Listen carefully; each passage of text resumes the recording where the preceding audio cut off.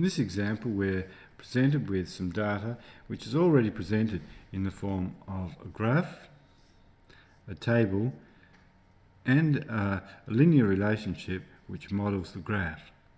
So, in other words, the regression has been done to work out the equation here.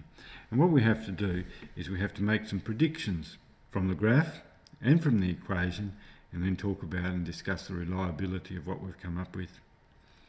So we're going to use the graph to predict the weight of the bird if 14 grams of hormone was given to it.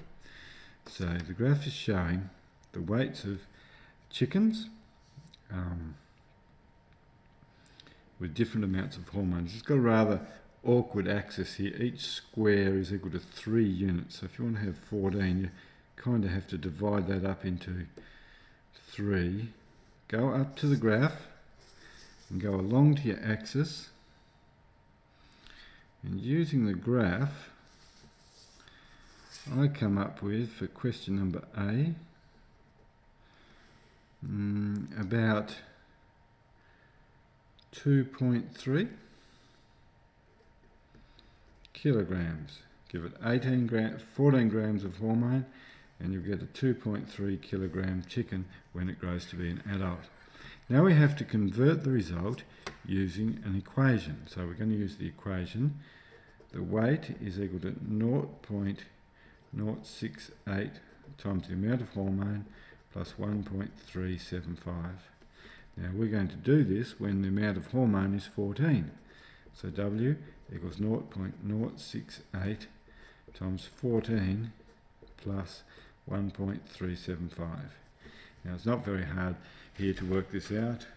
0.68 times 14 equals plus 1.375. I've done it beforehand, and I get the weight equals 2.33 kilograms, rounded to 2 decimal places. So we've got very similar answers doing it both ways. Next bit, part C, was predict the amount of hormone that would be required to raise a bird which weighs 1.8 kilograms. This time they've given us the weight of the bird, so we can go up here to get to 1.8, go across until you hit the graph,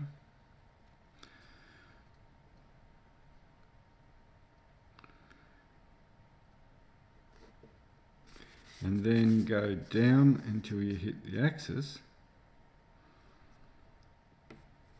and you'll find that we're just a bit over 6, not up to 7, I reckon, for if you want to get a 1.8 kilogram bird, you will give them about 6.5 grams of hormone.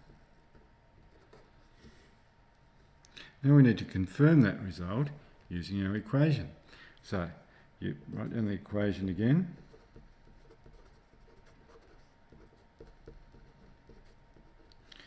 Only this time it's W, the weight of the adult bird, that equals 1.8.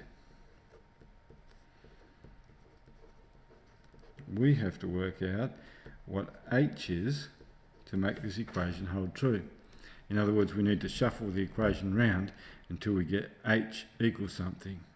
Now the way that I will go about that is, first of all, take 1.375 away from both sides of the equation.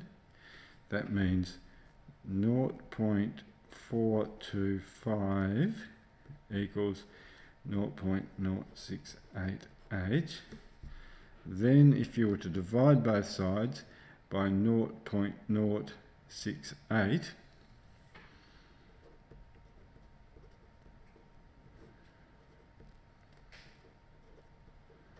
you would have H. So on the calculator, 0.425 divide by 0.068, and we'll get 6.25 grams of hormone.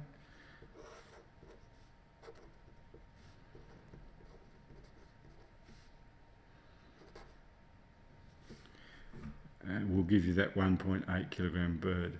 Notice a slight difference here, but there's a little bit of inaccuracy when we're doing this on the graph, isn't it?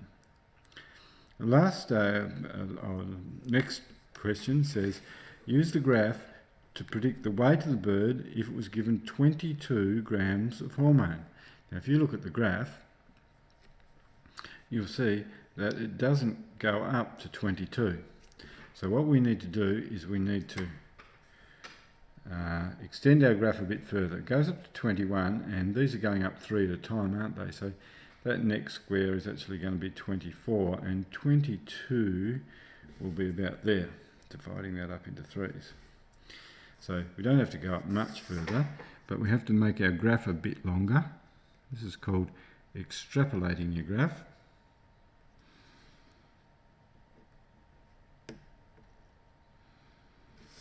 And we need to go from here, we need to go up to the graph and along to our axes.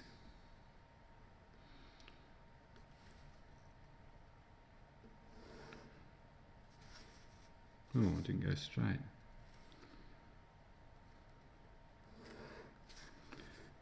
And had I gone along straight, it looks like I get about 2.9, 2.85, let's say.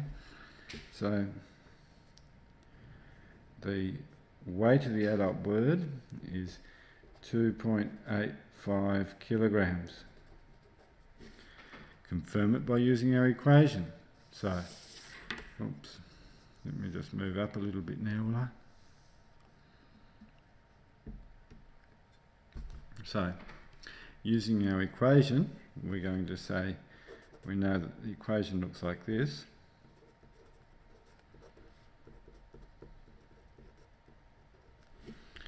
And if we put in the amount of hormone as 22 and work out what W is,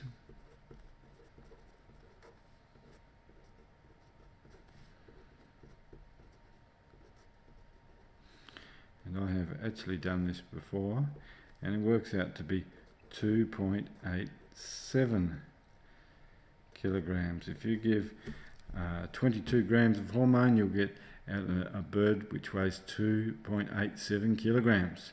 That matches our graphical answer pretty well. Now we have to answer the last question. Now I'm going to just pause, and you can think about this as well, and then we'll compare our answers. Okay, this is what I've come up with. I've said that our first 4 answers were all reliable. I've said that because they were using interpolation. They were asking us for information which was taken from within the bounds of the original data table. And when we got our answers, you can actually see that the sorts of answers we got out would fit somewhere in the table. They are very similar to the sorts of results that were being produced from the original data. But the last couple that we did, when we did it from the graph by extending the axis, and when we did it even using the equation, those results must be unreliable because we were using extrapolation. We would be assuming that this relationship holds true for data which has not been tested yet. And we don't know that.